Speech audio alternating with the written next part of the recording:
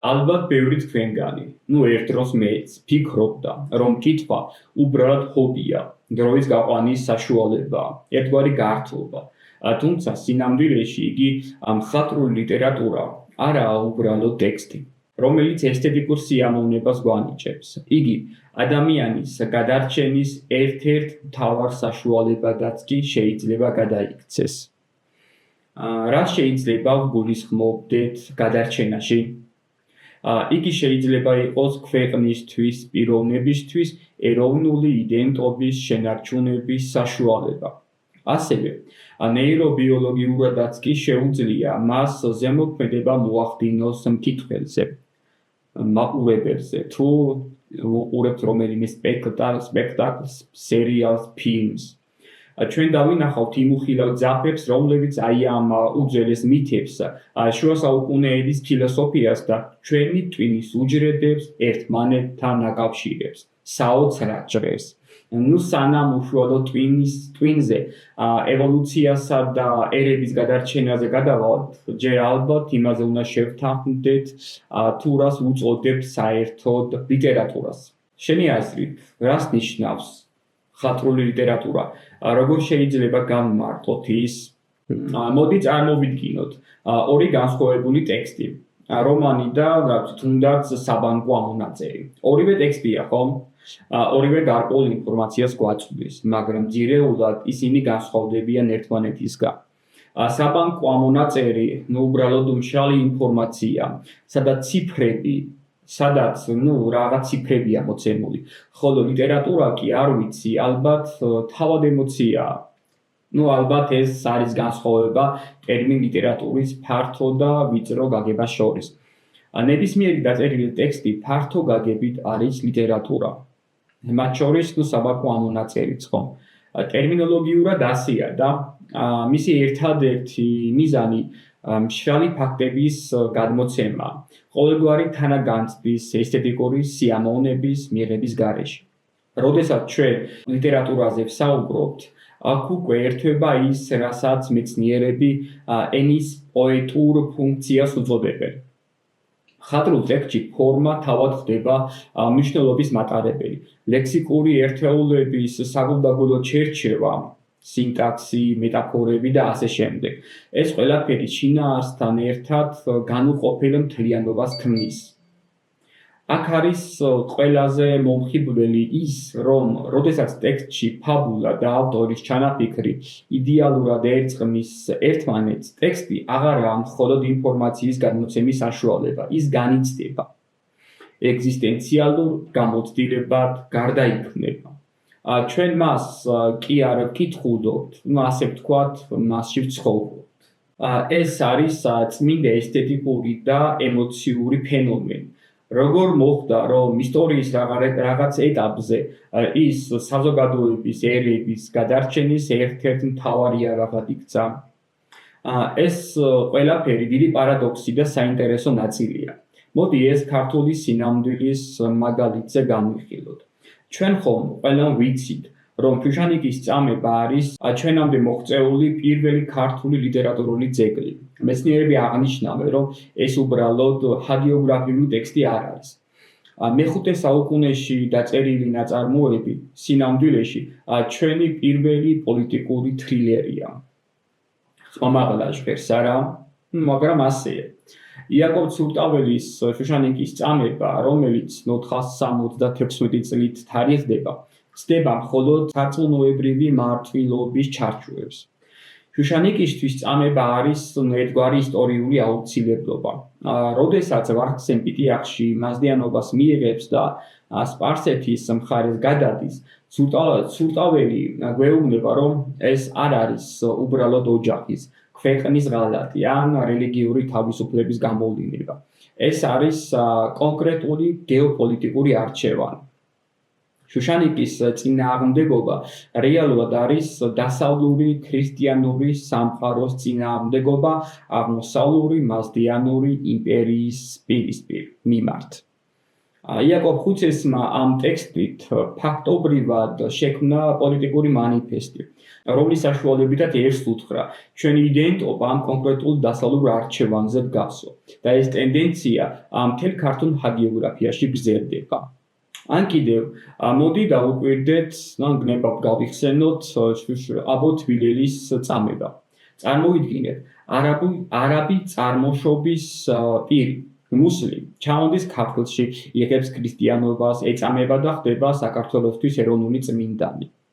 ამბობს, საოცრად ნათლად აჩვენებს ქართული კულტურის ინკლუზიურობას იმ ეპოქაში. ეს ამ ნაწარმოებზეა საუბარი. დასახელებულ ტექსტებში ერი აღარ არის მხოლოდ სისხლით ნათესაობა, ის არის იდეის, რწმენისა და კულტურული იდენტობის გარშემო გაერთიანებული ხალხი. გამოდის წერილობა ეროვნული იდენტობის ფორმირების ერთ-ერთი უმნიშვნელოვანესი მექანიზმი ყოფილა. კვლევრები ლიტერატურის 4 მთავარ ფუნქციას გამოყოფენ: ესთეტიკურს, შემეცნებით, აღმზრდელობითსა და კომუნიკაციურს. კომუნიკაციური ფუნქცია გასაგებია. აქვე მინდა დავამატო ის, რასაც გივი გაჩეჩილაძე აღნიშნავს. ის ამბობდა, რომ მუსიკის ამ თქვა ფერწერისგან განსხვავებით, რომლებიც უნივერსალური ენით მეტყველებენ და ყველასთვის გასაგებია თარგმანის გარეშე.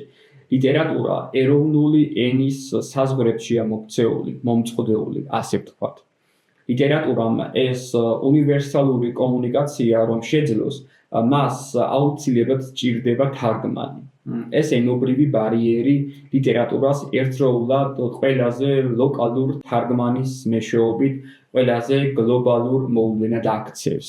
გავიგეთ, რომ ლიტერატურა იყო პოლიტიკური და ეროვნული იარაღი, მაგრამ რა ფილოსოფიურ ძალას ეყრდნობა, როგორ მუშაობს ის ადამიანის ფსიქიკაზე?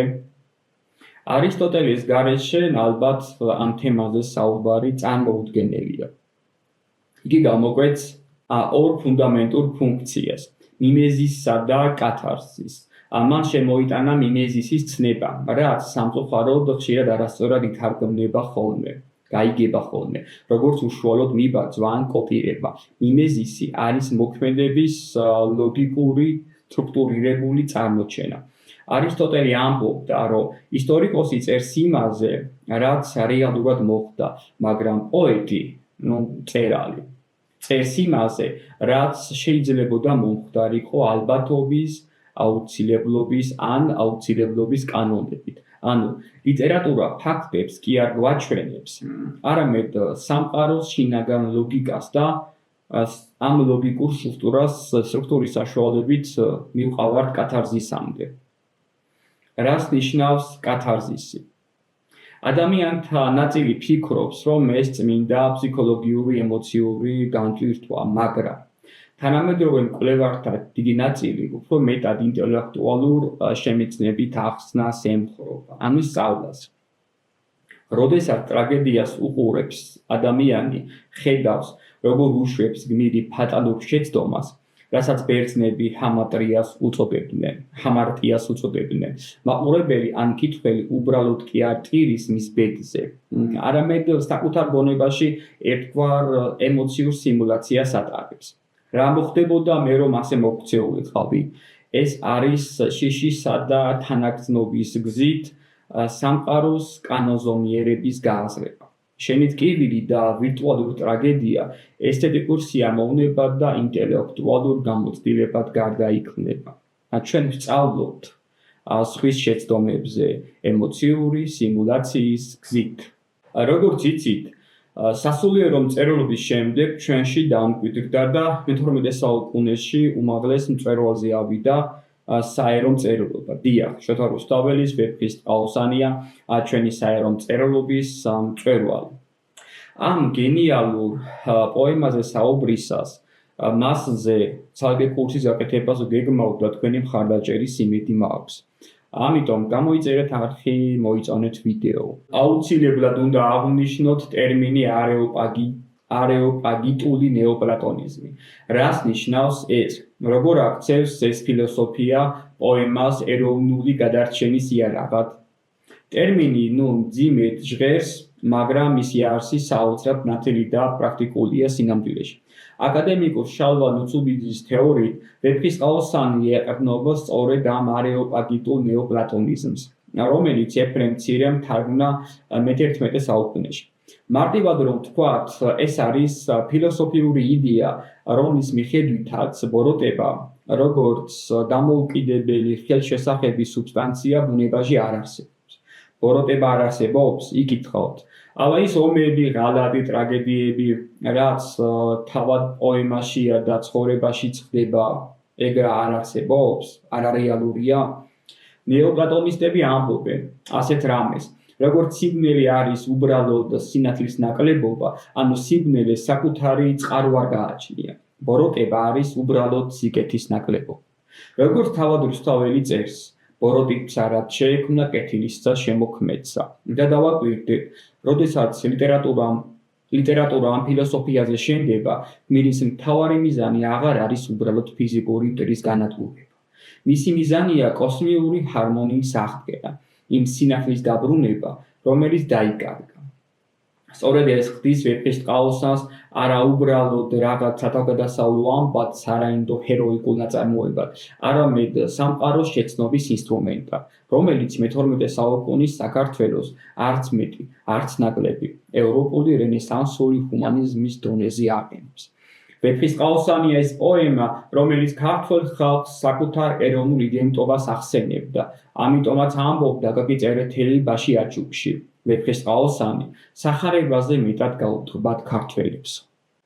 შუა საუკუნეების ამ კოსმიური ფილოსოფიური სიმაღლეებიდან და ჰარმონიიდან ძალიან მალე ძალიან დაბლა დაეცემა საქართველო, დადგება ეგზისტენციალური საფრთხის წინაშე.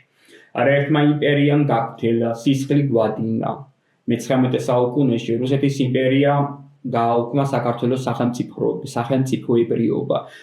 როდესაც ეს ჰარმონია დაინგრა, რა დაემართა ამ დროს ლიტერატურას, როდესაც ქვეყანა კარგავს დამოუკიდებლობას, წერლობა ხდება ერთგვარი ფანტომური კიდური. მოჩვენებითი ხელი, რომელიც წართმეულის ფუნქციას ითავსებს და ტკივილს გვიყუჩებს. მე-19 საუკუნეში რუსული კოლონიური რეჟიმისა და უმკაცრესი ცენზურის პირობებში ლიტერატურა გახდა ეროვნული მეხსიერების უკანასკნელი ბასტიონი. ერთადერთი ტერიტორია, რომელსაც იმპერია სრულად ვერ აკონტროლებდა, ეს იყო მხატვრული ენა. ცენზურას ძალიან უჭირდა თუნდაც მეტაფორის გადაჭერა. გავიხსენოთ თებდალეულები, ილია ჭავჭავაძე, გაგი წერეთელი, რომლებიც ქვეყნის რეალურ სოციალურ პრობლემებს გამოკვეთდნენ. ილიამ და გაგიმ ეს ბრძოლა სოციალური რეალიზმის სიფრთხეში გადმოიტანეს მათ შემოქმედებაში პერსონაჟის ინდივიდუალური კონფლიქტი ან მორალური დაცემა. სინამდვილეში მთელი ერის მორალური კრიზისის მეტაფორაა. ანუ ლიტერატურა ფაქტობრივად საზოგადოების სარკე, ერთგვარი სარკე და ექიმი გახდა. როგორ ახერხებს შემოქმედი აიძულოს ჩვენი ტვინი, რომ რეაგირება მოახდინოს მის სიტყვებზე? საინტერესოა, ხო? ის რაც ილიამ ან ვაჟა-ფშაველამ ინტუიტიურად იცოდნენ, როგორ მუშაობს ეს ბიოლოგიურ დონეზე ტვინში.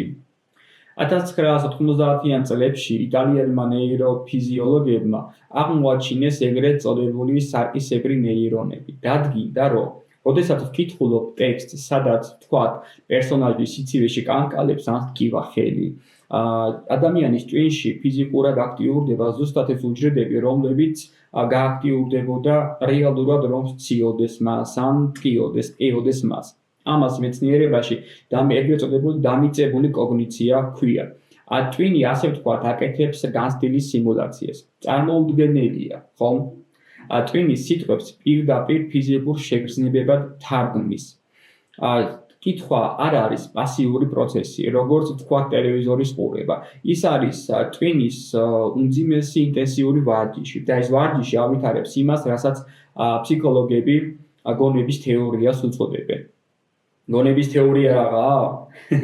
ეს კოგნიტური უნარია, რომლის მეშვეობითაც ადამიანს შეუძლია საკუთარ და სხვების ფსიქიკურ მდგომარეობას, აზრებს, რწმენებს, სურვილებს, ცოდნასა და ემოციებს მიაწეროს გარკვეული შინაარსი და გააცნობიეროს, რომ სხვებსაც აქვთ საკუთარი განსხვავებული შეხედულებები და მოტივაციები. ეს უნარი ფუნდამენტურია სოციალური ურთიერთობების ეფექტიანად წარსამართლად. ეს იგივეა, რომ ერთმა მეორეს თანაუგრძნოს.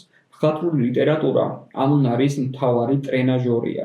როდესაც ჩვენ ტრაუმების ნარატივებს ვკითხულობთ, აქ ერთვება ეგრეთ წოდებული ბიბლიოთერაპიული ეფექტი. მართალია ტვინი აკეთებს ტკივილის სიმულაციას, მაგრამ ამ დროს ვხედავთ უსაფრთხო გარემოში, სავარძელში, საწყლში ზოგიერთი თქვენგანი და საფრთხე რეალურად არ გვემუქრება.